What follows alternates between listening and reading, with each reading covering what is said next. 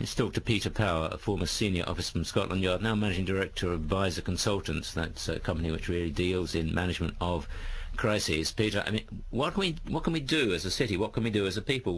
How are we supposed to behave in future? You can't stop these kind of things, can you? Well, you can reduce the amount of opportunity. Really, we should be thinking about taking some reasonable steps against unreasonable people. I have to say that what Mike Granite said there about being a wake-up call, I'm sorry, I don't agree with that. We've had wake-up calls. If this is another wake-up call, something's wrong. The alarm's been ringing for many years. People have been saying, get ready for this, it's going to happen, from the Prime Minister downwards. The other thing we should be thinking about is really looking at what you were just talking about. What should we be doing? Certainly when I was at Scotland Yard, and it wasn't all that long ago, we were having events like this probably every week at the height of the IRA campaign. Big difference then, of course, mostly, not always, we had enough warning, although that was a little bit circumspect in some cases. But now we're dealing with people who simply want to have mass casualties. They want no dialogue, no warning. They don't want an agenda and so on. Things are a little bit different. Well, indeed, and that's why it's so difficult. So what do we do? You can't, I mean, some people just say, look, the best thing to do is just carry on as you were, because you can't let bombers subjugate you. You can't allow your life to be destroyed by them. I mean, how do you effectively provide security on an underground system? Well, you're quite right. Security at very best is proportionate. It'll never, ever be absolute. The thing that concerns me is that what are we doing for the thousands of men and women actually who are in London working? And I say that because at 9:30 this morning we were actually running an exercise for over a company of 1,000 people in London based on simultaneous bombs going off precisely at the railway stations that happened this morning. So I still have the hairs on the back of my neck standing upright. To get this quite straight, you were running an exercise to see how you would cope with this, and it happened while you were running the exercise? Precisely, and it was about 9:30 this morning. We planned this for a company, and for obvious reasons I don't want to reveal their name, but if they're listening they'll know it. And we had a room full of crisis managers for the first time they met, and so within 5 minutes we made a pretty rapid decision. This is the real one. And so we went through the correct drills of activating crisis management procedures to jump from slow time to quick time thinking and so on. Well, that's all very good, slow time to quick time thinking and crisis management procedures, but, you know, if you've just been blown up by a bomb on a train, none of that helps very much. I mean, you know, I'll come back to it.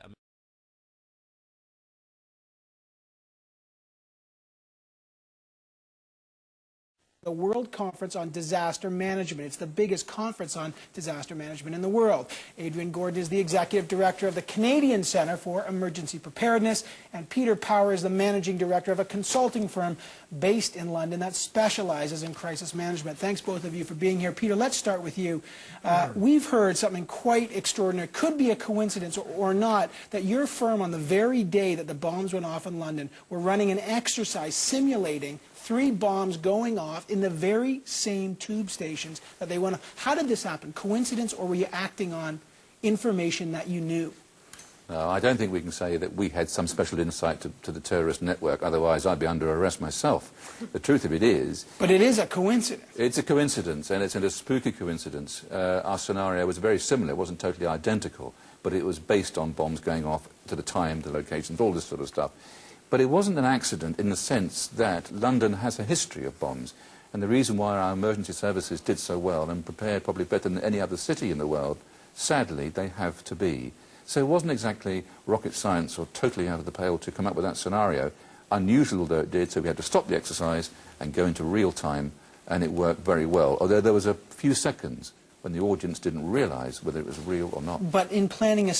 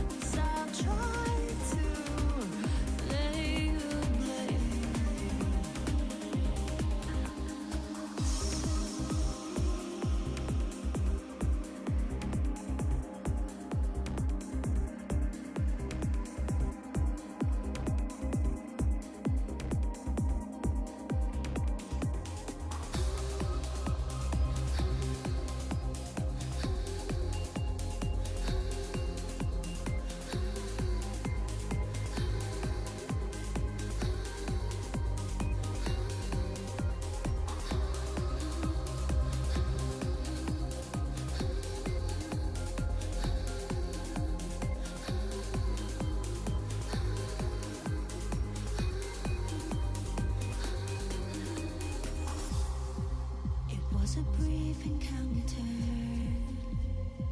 You passed among us, a strange sensation you left behind. Countless stories, a new beginning. The journey started from here.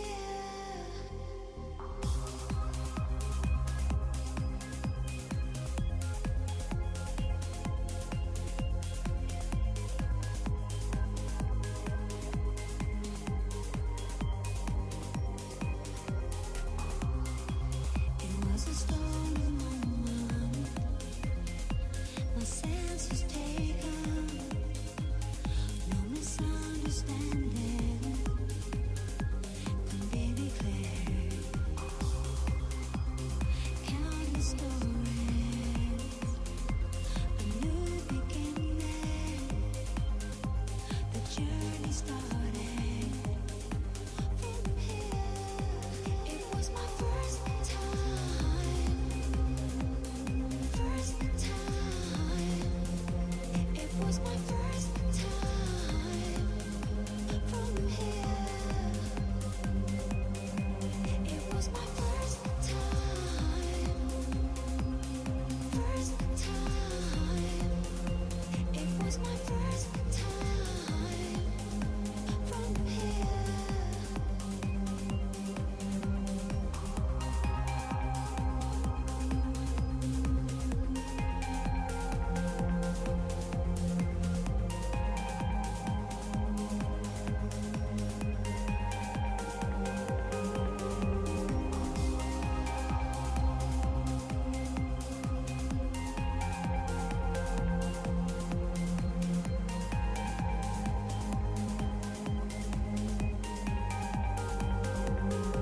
It was my first time. First time.